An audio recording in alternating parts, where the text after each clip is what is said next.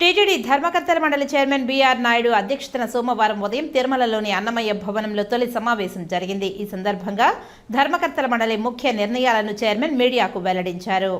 20 నుంచి 30 గంటలు ఎవరైతే క్యూ లైన్ ఉండి దర్శనం చేసుకుంటున్నారో ఆర్టిఫిషియల్ ఇంటెలిజెన్స్ సహకారంతో కొంతమంది కన్సల్టెన్సీని కన్సల్ట్ చేసి వాళ్ళకి 2-3 గంటల్లోనే దర్శనం అయ్యేలాగా నిర్ణయం తీసుకున్నాం.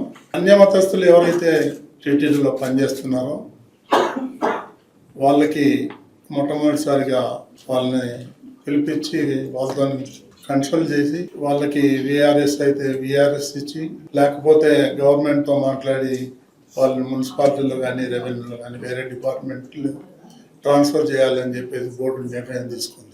ఈ తిరుమలలో డంపింగ్ యాడ్ అయితే ఉందో నేను మొట్టమొదటిసారి దాన్ని సందర్శించడం జరిగింది. అది 3-4 నెలలలో మొత్తం క్లియర్ చేయాలని చెప్పేసి అధికారులను ఆదేశించాలని బోర్డు నిర్ణయం తీసుకుంది. ముఖ్యమంత్రి చంద్రబాబు నాయుడు గారి హయాంలో ఈ గరుడ వారధి ఏదైతే ఉందో ఆయన స్టార్ట్ చేశారు.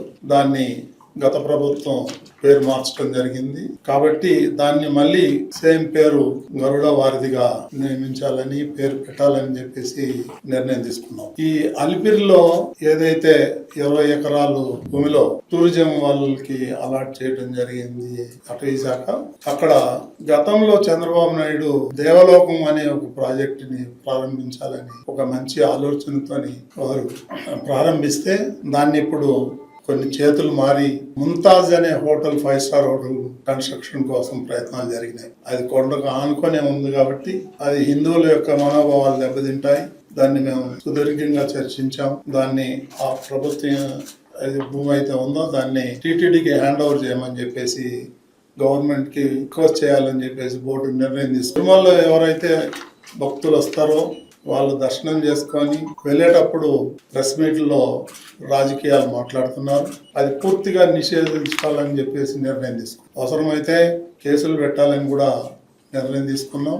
ఇకపోతే ఈ స్థానికులు అయితే ఎవరైతే తిరుపతిలో నివాసం ఉంటున్నారో వాళ్ళకి గతంలో నెలకు ఒక ఫస్ట్ ట్యూస్డే వాళ్ళకి దర్శనం కల్పించేవారు. ఈ మధ్యన దాన్ని రద్దు చేశారు. దాన్ని తిరిగి పునరుద్ధరించాలని చెప్పేసి నిర్ణయం తీసుకున్నాం. నెలలో మొదటి మంగళవారం వాళ్ళకి ఈ దర్శన భాగ్యం కల్పించాలని నిర్ణయం తీసుకున్నాం. అదేవిధంగా శ్రీవాణి ట్రస్ట్ ఏదైతే ఉందో ఆ ట్రస్ట్ ని రద్దు చేసి దాన్ని మెయిన్ అకౌంట్ లోనే, అంటే ఆ శ్రీవాణి అనే స్కీమ్ ఉంటుంది, పేరు మాత్రం కొన్ని అపోహలు ఉన్నాయి కాబట్టి మెయిన్ అకౌంట్ లోనే మెర్జ్ చేద్దాం, దాన్ని సపరేట్ అకౌంట్ కాకుండా మెయిన్ అకౌంట్ లోనే వేయాలని చెప్పి నిపుణుల్ని సంప్రదించి వాళ్ళు ఏ విధమైనటువంటి సలహాలు ఇస్తారో దాన్ని బట్టి నేను నిర్ణయం తీసుకోవడం జరుగుతుంది.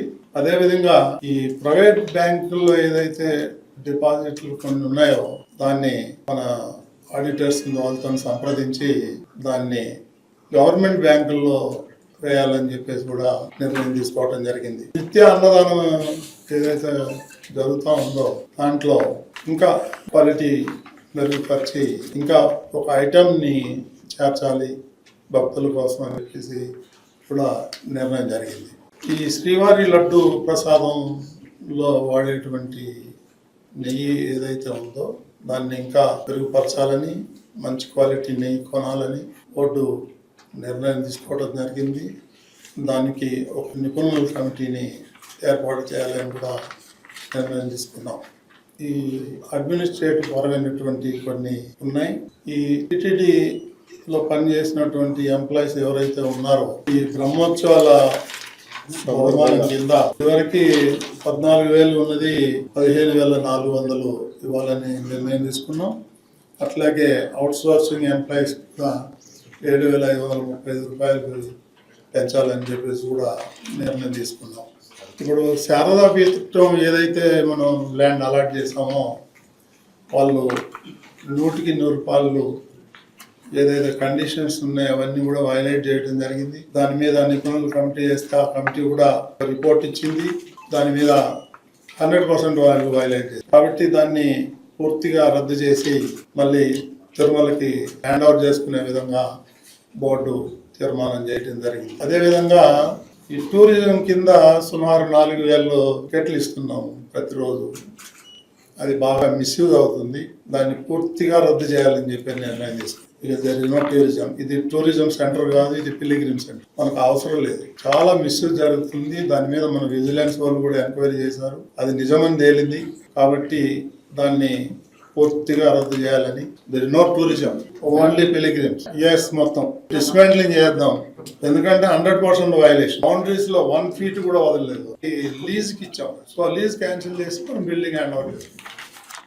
మేము అనుకుంటున్నది ఐఏఎం పేరున్న ఐఏఎంని ఎవరినైనా కన్సల్ట్ చేసి వాళ్ళ దగ్గర నుంచి ఒక టీంను పంపించి స్టడీ చేసి ఏ విధంగా బెస్ట్ ఉన్న కన్స్టెంట్స్లో ఏ విధంగా బెస్ట్గా చేసి వీళ్ళకి 2-3 గంటల్లో దర్శనం అయ్యేలాగా.